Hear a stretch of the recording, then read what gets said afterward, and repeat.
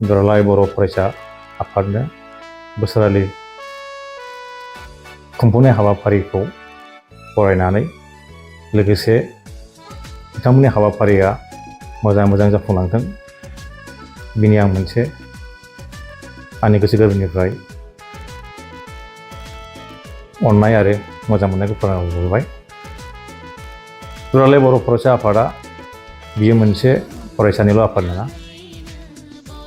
मानो होनोबा बर' फरायसा आफादखौ जेब्ला दादोंमोन बेवहाय गोबां थांखिफोर नोजोर बोनानै दानाय जादों। गिबियावनो बर' फरायसाफोरनि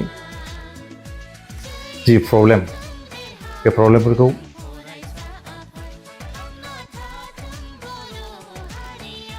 सुस्रांलांनायनि हाबाफारिखौ मावनायजों लोगोसे बर' हारिखौ मोनसे गेरेमसा हारि दानायजों लोगोसे समाजारि रांखान्थियारि आरो सोलोंथायारि बिथिङावबो दावगालांनायनि हाबा मावनांगौ बे हाबाफारिखौ लानानै दिनैसिम 57 बोसोर बैसोसिम थाद'आलासे साफ्रोमबो बर' फरायसा आफादनि सोद्रोमाफोरा खामानि मावबोदों।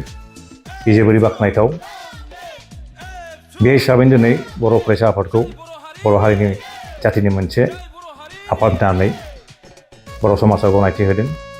बेनिखायनो बे फारसे नोजोर होनानै दिनै बर' फरायसा आफादा बांसिन खामानि मावनांगौ जानानै फैदों। जों मिथिगौ जोनोम जानाय साननिफ्रायनो दिनैसिम गोबां दुलाराय बर' फरायसा आफादनि मावथि बिथांमोना गावनि आगोमा जिउखौबो बर' हारिखौ बा बर' हारिनि थांना थानायनि थाखाय गावनि मोननो गैयै जिउफोरखौबो बावनो गोबां जाबोदों। बिथांमोननि फारसेबो जोङो गोसोखांनांगोन आरो बिथांमोननि पलिसिफोरखौ लानानैनो इयुनाव दावगालांनायनि मोनसे हाबाफारि लानांगौ आरो आं आसा खालामदों दुलाराय बर' फरायसा आफादा गावनि जि थांखि बे थांखिखौ फावसायालासिनो सिगाङाव लानानै बर' हारिखौ गेरेमसा हारि महरै दानायाव गोसो मोदोम जिउ होलांगोन आरो बिथांमोननि जि साननाय जि हाबाफारि जि जाफुंथों बेखौनो आङो सुंद'यै दिनैनि बै 57 जि जोनोम सान फालिनाय बेखौ आङो बरायबाय। लोगोसे बिथांमोननि हाबाफारिया जाफुंसारथों बेखौनो आङो आबुं लावरिनाव बोर बिनानै आंनि बिबुंथि फोजोबनाय जादों। गोजोन्थों। क'क्राझार नोगोरनि आर.एन.बी. लामाजों थांनाय बागानसालि वार्ड नम्बर 8आव रायजो राजाफोरनि गोग्गो देहा लाखिनो थाखाय सानजोरां इन्टारप्राइजआ गोदानै जेनेसा वेलनेस प्राइभेट लिमिटेड बेखेवदों।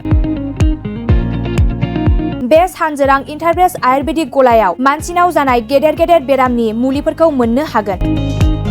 किडनिकआव अन्थाइ जानाय, आथिं आखाइ जरा सानाय, लिभार गाज्रि जालांनाय, मोदोमनि माननाय आरो बेनि अनगायैबो बायदि गेदेर बेरामफोरनि मुलिफोरखौ बे सानजोरां इन्टारप्राइजआव लांफैनो हागोन। सानजोरां इन्टारप्राइजआव गासै बेरामनि मुलिफोरखौ हलसेल राङावनो लांनो हागोन। सानजोरां इन्टारप्राइज बिगोमाया फोरमायबावनाय बायदिब्ला नैबे 9954157149 जानबुं नाम्बारनि गेजेरजों नोंथांनि गोनांथि जानाय मुलिफोरखौ सुलाद लानो हागोन।